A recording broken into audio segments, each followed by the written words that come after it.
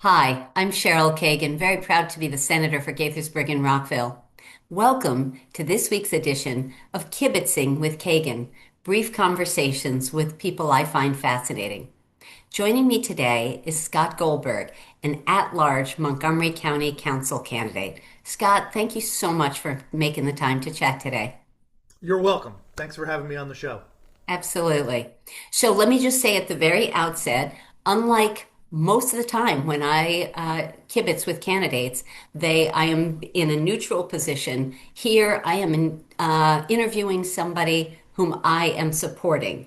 I am a big supporter, enthusiastic endorser of Scott Goldberg. And so, those of you who are watching or listening are going to learn, I hope, in the next about 30 minutes, why he's so wonderful and would be such a great addition to the county council. So, Scott, on your website, and I'm going to put on my reading glasses to make sure I read it correctly because I think it's kind of adorable. To describe yourself, you said Scott Goldberg is a dad, husband, attorney, entrepreneur, and substitute teacher in Montgomery County Public Schools. He serves on the boards of directors for the Montgomery Parks Foundation, YMCA of Silver Spring, Montgomery County Workforce Development, and the Bethesda Chamber of Commerce. He was previously chair of the Montgomery County Democratic Party and Western Montgomery Citizens Advisory Board. Scott lives in Silver Spring with his wife, two kids, two cats, but is not a cat person, and enjoys playing poker, camping, and watching the Terps. So tell us a little bit more, anything you want to amplify about that, because that's a great start. Absolutely. So I think the two most important roles that I have are being a dad and husband. Those are things that you absolutely have to get right. Yeah. One, because relationships matter. And two, when I am old and sick, I got to make sure there's going to be someone to take care of me when I can't take care of myself. Uh, but thanks for reading the website. Really appreciate that. Of course. Uh, let's jump into it. So where'd you grow up? Where'd you go to school? Let's just paint the picture just a little more broadly. So I grew up in a small town in northern New Jersey, about 20 minutes outside of Manhattan, called Westwood. Hmm. Uh, Graduated high school, came down to the University of Maryland in College Park. Go Couldn't Terps. afford the tolls to go back home, so ended up staying. And because I met a girl. Yay. Yeah, and it turns out this is a totally adorable story. We were born in the same hospital, Englewood Hospital in New Jersey, 2 months apart, and didn't meet until we got to the University of Maryland in our sophomore year. So for our entire lives, we have basically lived no more than 10 minutes apart from each other. I love that. That's great. And presumably you're within 10 minutes of each other now. Yeah, I don't think I think she'd want me to be a little further away sometimes, but All right. So you are running for the county council. Why on earth are you running and why do you want to serve? so I think politics too much is about policy positions and ideology and just the blocking and tackling of government, which are all incredibly important. But in this moment, in the age of Trump and chaos, I think leadership needs to be kinder, have some personality, and just ask people to default to their better angels, right? Give people some grace. And I think I have a temperament that is even keel, that is boring, so to speak, but also has a little personality and humor. And I Hmm. just think that's what the country needs. Yes. So what do you love most about living in Montgomery County that makes you want to serve? There is always something to do, whether it's entertainment, somewhere to go, or more importantly, somewhere to give back, Hmm. right? So everyone can give something, whether it's donating blood or working at a food bank or even writing a check or some sort of physical activity. Like people can always give of themselves. What do you think is the biggest challenge facing our county?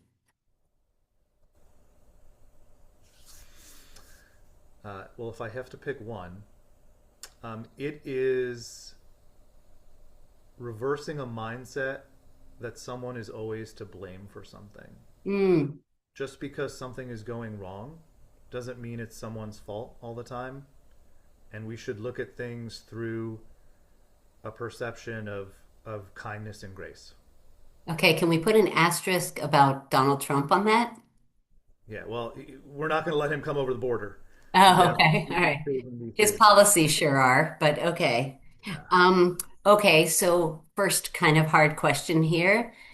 Mark Elrich, our county executive for 2 terms. Mhm. What's the best and worst thing that his administration has done in your opinion?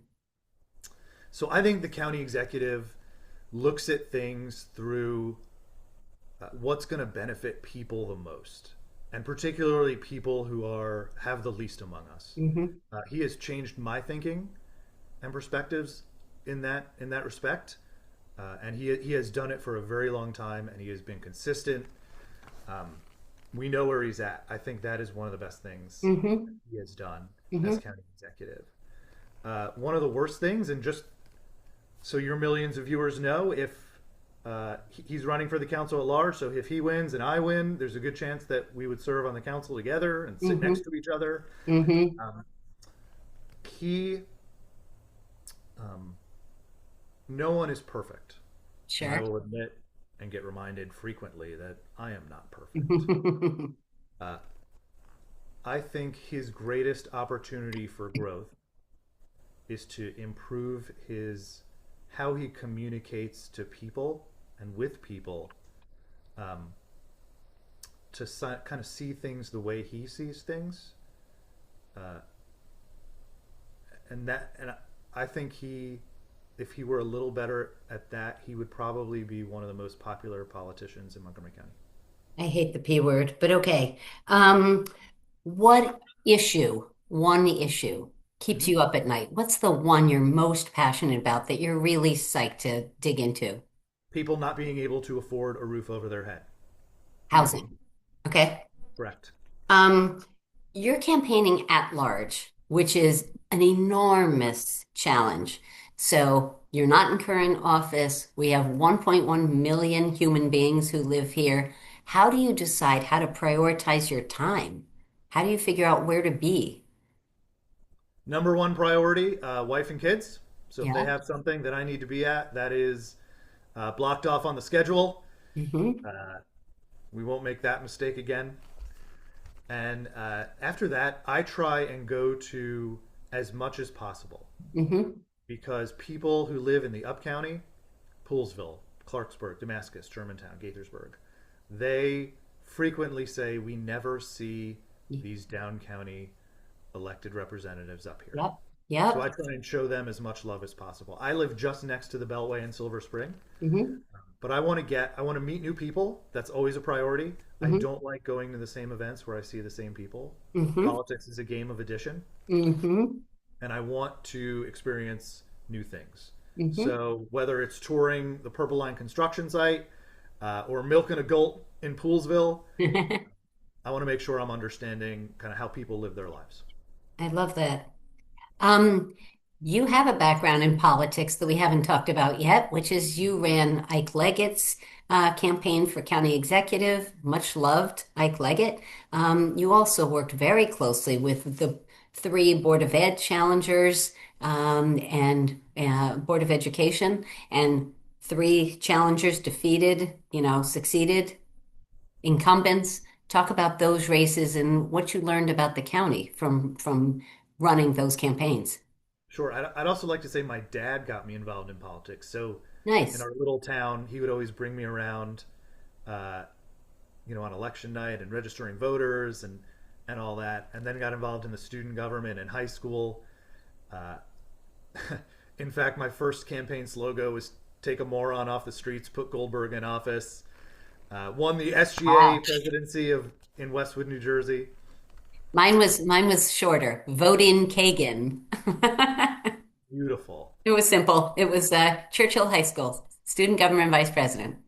Go Vols. Okay. Yeah. So Um, to answer your question, so the school system, when I was helping Rita Montoya mhm. and to a lesser extent Natalie Zimmerman and Laura Stewart, Mhm. was less popular than it is now, even just a year ago. Um, and so reminding people that, hey, there were things that we didn't do great while we were running our schools, and there are opportunities to do better. Like that Mhm. message resonated with people. Mhm. And I think whatever you're doing, Sometimes you just need to start over with new people, and I think that's what the electorate was feeling. Mm-hmm. So, but what did you learn by running those campaigns? I mean, talk about Ike's campaign. Hmm. Uh, Ike gave me some really great advice. He said, the more that you do, the more that will attract others' attention. Mm, So I always think about that in terms of what we're doing and like timing and how people are going to react to things because people react to what you do. sure. Um, and then nobody, no, I don't mean this negatively. Like people are busy, people have lives. People aren't paying attention to this stuff as Sure. much as you and I might be. So 100%. maybe they'll know one or two things Mm-hmm. about a politician and they'll feel vibes, right? And Mm-hmm. that's how they'll connect with someone and why they'll Mm-hmm. vote for someone, Mm-hmm. right? They're not going to go to your website and learn every policy. Sure. So if you can just figure out one or two ways to connect with someone, like that will make you very successful on a campaign. Yeah. Okay. So let's go back to the Board of Education for a second. As folks know, the Board of Ed is basically half of the county's budget. You've got friends on the Board of Ed. How do you come in and ask hard questions and say no to some of the budget requests? How do you manage that? You can ask harder questions if you have better relationships. Hmm. Okay. If you see people even on a social level Hmm. and can connect on things, because most of us are in agreement about most things, Hmm. then it's easy to say, hey, I'm going to ask you a tough question about this. Why Hmm. are we getting this done? Right. And then hopefully, if you have that relationship, you're going to get an honest answer. Hmm. Okay. So, speaking of why aren't we getting this done, I have to ask, what are your thoughts about White Flint? Why is it that through the 8 years of the Elrich administration that it is still an enormous hole in the ground? What am I missing, and how would you move it forward so that that valuable land is used well? Yeah, that I mean that's just such a loss. Uh, Unbelievable.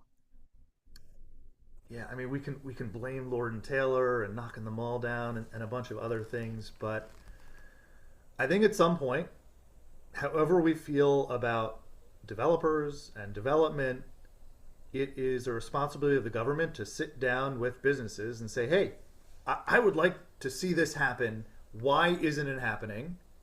And let me see, are there things I can do? Government isn't all powerful, but there are things it can do and things it can't do.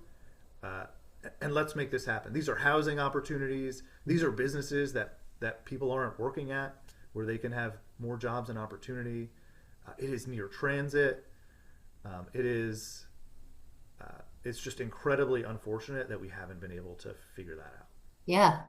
So voters sometimes don't know what they don't know. And I say that with respect and love, as you said, and they don't pay the attention that we do. The same voter who says we need more affordable housing also says, I hate developers. How do you give the quick stump speech? How do you talk about when having a roof over the head, someone's head, is the most important issue? How do you explain to people that that's what it takes, building stuff? More than one thing can be true at the same time, Mm-hmm. right? We can think that people are well compensated and make a lot of money, and Mm-hmm. that could be true. Mm-hmm. But I see this as more as I'm asking people to hire me as a policymaker. And if you're telling me you think we're not getting enough impact taxes or something, we are the adults in the room who make these decisions. Mm-hmm. It's not like a developer says, I can pay $1 in impact taxes and pay $10 and they choose the $1, right? That's not how it works. It's Right. policymakers and regulators set these amounts. Right. And if you think someone's making too much, go to your policymaker and say, I think they're making too much and it should be more.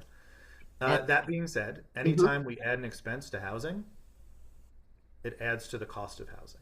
Yes. So right now, we have a ton of townhouses being built. You drive for more than 5 minutes in the county, you are going to come across new townhouse construction. Mm-hmm.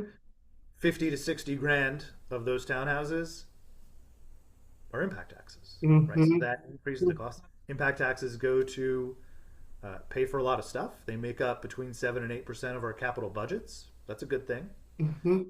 But it is adding to the cost of housing, and we have to be nuanced about how we are approaching having enough homes, and not just for today, but a year from now, 5 years from now, 50 years from now, when we are no longer on this earth, Right. the people of Montgomery County are going to have to deal with the decisions that we make or don't make right now. 100%. So speaking about decisions, again, because you haven't held elective office before, you're going to get lobbied on all sides of an issue by residents, activists, volunteers, lobbyists, donors, all the folks.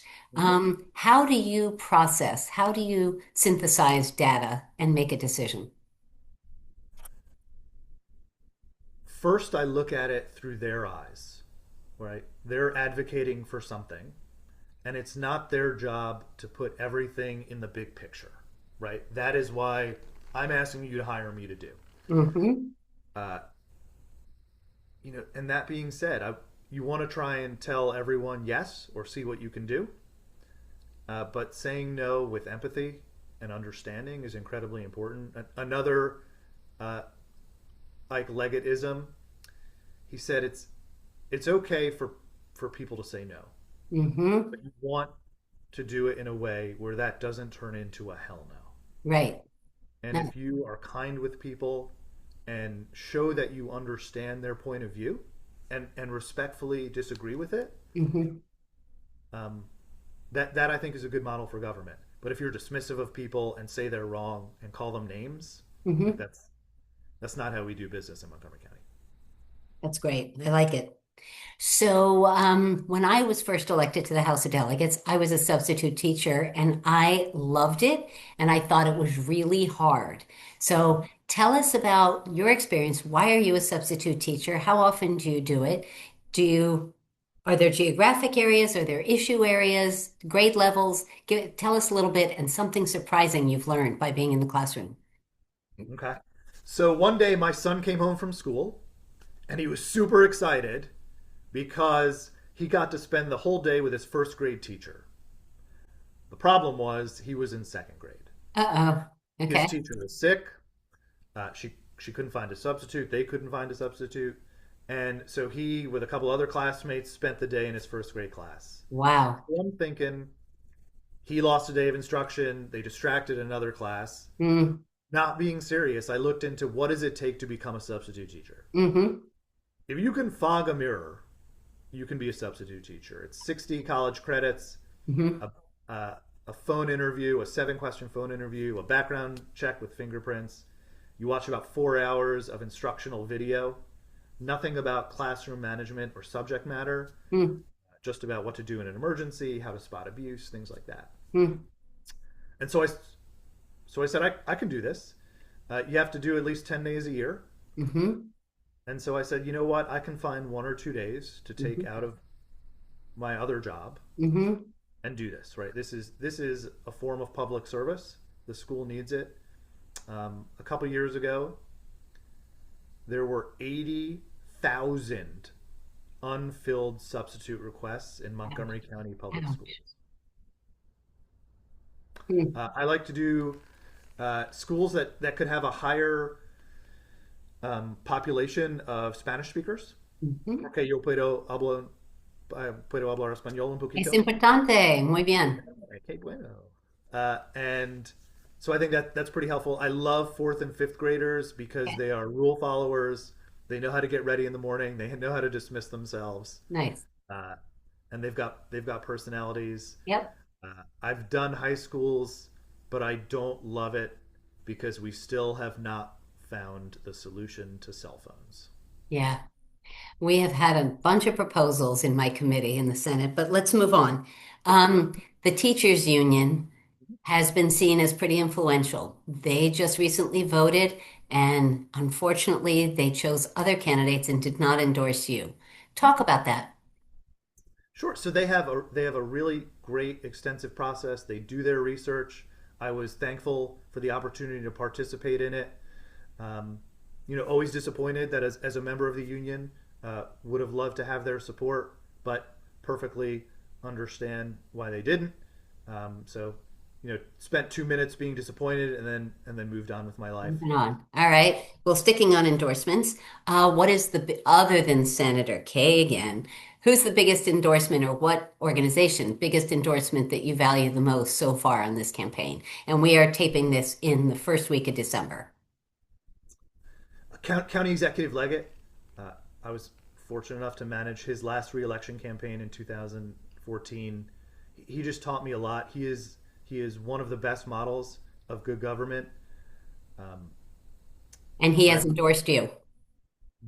Excellent. Okay. Are you endorsing for county executive? We are going to have a vacancy. We have four candidates, three of which are serious, significant candidates. I have Kibbitz with all three of them. Definitely check them out. Evan Glass, Andrew Friedson, and Will Jawando. Will you be endorsing? And how do you handicap the race? so I, at least for now, and I don't see myself endorsing in that race. I'm going to work with one of these guys. I wish there were some more girls in the race too. Uh, Women, women. Yes. Yep. and I have relationships with all of them, right? Good. They would all be great executives. They're all good human beings. They all want better for all 1.1 million people, Yep. but they would just do it in different ways. Yep. Agreed. Okay. Um, Talk about fundraising. You can't reach the entire county without the money to send out mailers and hire staff and open headquarters and all that.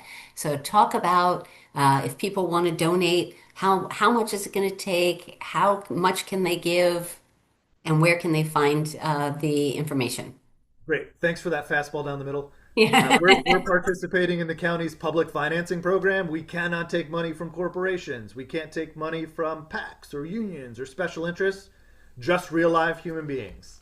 Uh, and in that program, we can take between $500 and $500. And I think it is hard work to reach the hundreds and nearly thousand people that you'll need to run an effective campaign. But man, I'm a little bit of a masochist. I actually like calling people, telling them about my vision for the county, and when they say, yeah, I'm happy to donate, man, that is the best feeling in the world. That's all. To date, we have raised over $250,000. Nice.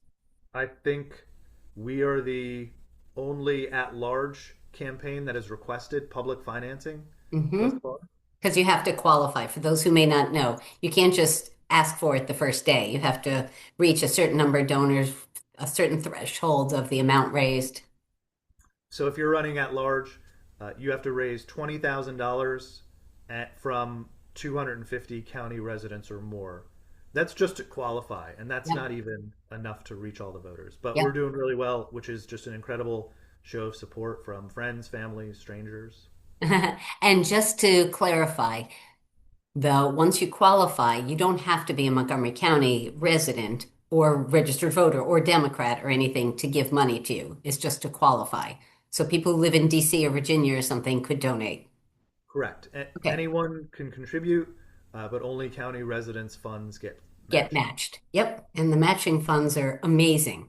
We know that on public radio. Give now and your dollars will be matched. So, Scott, just a few more questions and then we'll start to wrap up. What would you bring to the county council that some of the others who are running don't? Humor. Okay. Have to take the issues seriously, but we don't have to take ourselves too seriously. And people follow by example. If you're in elected office and you're serious all the time, Yes. you are very ideological, and I don't Right. say that in a bad way. Sure. The public will respond to that and act accordingly. Mm-hmm. Uh, if you can have some personality show through, Yep. uh, people will respond to that too. And I think that is one step to creating a nicer, kinder county. I love it. So we haven't talked yet about the part of your bio that was entrepreneur. Give us just the tiniest smidge of what that is. Sure. By accident, I started a residential property management company by calling people in the Gazette who were trying to rent their houses out. So it was me with a laptop computer and a coffee table, and turned that What year? into How long ago? the Roughly. Gazette was still there before Still Bezos functioning. killed, Yes. I think, 2006, Okay. and then built that into a company. We have a team of 20 employees, and we Amazing. manage about 1,200 properties in the capital region. Fantastic. Um, I want you to give a shout out to a nonprofit organization that some of the viewers or listeners might not be familiar with that you think does especially important work. I'm gonna do two, but I'll be quick. WUMCO in Poolesville. There are not The transportation Western, buses. Up County, Upward, Montgomery Western County. Upper Montgomery County Help Yeah. Incorporated, right? Okay, thank you. Uh-huh. So they get people to medical appointments and transportation because there's just not adequate transportation in Mm-hmm. the upper part of the county. Mm-hmm. And then Tommy's Pantry. And they're Wow. not just any food bank. They operate in an area where there are a lot of immigrants. And with ICE just being absolutely awful, you can't have a food pantry and give food away in a central location because that becomes a target. So they've had to navigate that over the last year. Yes. So let's be clear, Tommy's Pantry was named for Tommy Bloom Raskin, Jamie Raskin's late son. So thank you for that. As the senator for the nonprofit sector, I have to ask about nonprofits. Um, we're going to close. Too often, people ask women about work-life balance. You have already spoken so beautifully about prioritizing your wife and kids. Is there anything you want to say more about work-life balance? Or do you feel like you've covered it? I think you've got to take care of yourself before you can take care of others too. So make sure you're doing things that make you smile, take care of your body, get enough sleep, eat right, all that stuff. I love that. Anything we haven't talked about before we go to the Fast Five that you want to mention? Man, I'm so excited for the Fast Five. Woohoo! But no, I appreciate you asking. Um, You good? yeah, let's do it. Okay. Fast Five. Scott Goldberg, candidate at large, county council everywhere in the county. Kagan endorsed, county council candidate. Here are your Fast Five. Five quick questions, five quick answers. Question number one, living or dead, a role model for you outside of Montgomery County. Malala. Nice. Say who that is. That's a great choice. She was a Pakistani girl. She was trying to expand educational opportunities. One day, a gunman walked onto a bus, asked for her by name, shot her in the head. She survived, and then when it would have been easy to just not do anything controversial, she got right back at it, won a Nobel Prize, and to this day is advocating for women's educational rights. Unbelievable. Uh, yeah, Malala Yousafzai, and my friend John Flynn wrote a beautiful song about her. You can check that out. Question number two, what is your favorite family tradition? That's a good question. Cooking a turkey on Thanksgiving. Uh, Okay. so my son, we put butter and seasoning in between the skin and the meat. So Uh-huh. last year was the first time where he was able to just stick his fist in with a ball of butter and do that. So it was fun to watch. That's awesome. Question number three, speaking of turkey and stuff, what is your favorite cuisine in a multi-ethnic county? What's your favorite? The fettuccine alfredo with chicken milanese served at Alazzo in Bethesda. And Nice. then we live near uh, almost an infinite number of Ethiopian restaurants in Silver Spring, and they Mm, are all amazing. I love Ethiopian. Such a fun, different thing. Question number four, what reliably makes you laugh? That's oh wow, that's a stumper. Adams, any Adam Sandler movie. Okay. All right. And question number five, the question I ask everyone, Scott Goldberg, at-large county council candidate. What is your hidden secret superpower? What's a skill or talent you have, something you're really good at that most folks can't do?